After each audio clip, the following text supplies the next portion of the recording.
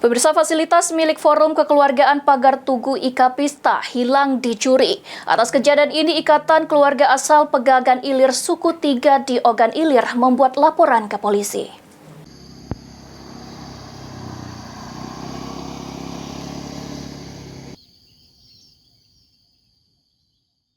Inilah pagar Tugu Ika Pista di Desa Ulak Segelung, Kecamatan Indralaya yang dirusak dan dicuri orang. Sekretaris Ika Pista Ogan Ilir, Ahmad Suwandi, sangat menyayangkan aksi pencurian tersebut. Menurutnya, fasilitas dari simbol Ika Pista dikelilingi pagar berbahan stainless sepanjang kurang lebih 20 meter itu dicabut dan pijakannya dirusak. Dibangun tahun 2015, biaya pembangunan Tugu Ika Pista tersebut memakan biaya sebesar 27 juta rupiah. Akibat pencurian tersebut, total kerugian yang dialami mencapai sekitar 13 juta rupiah.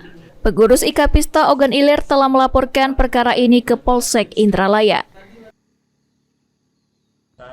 Yang menjadi ikon Ikatan Keluarga Asal Pegagan Ilir Suku 3 telah hilang.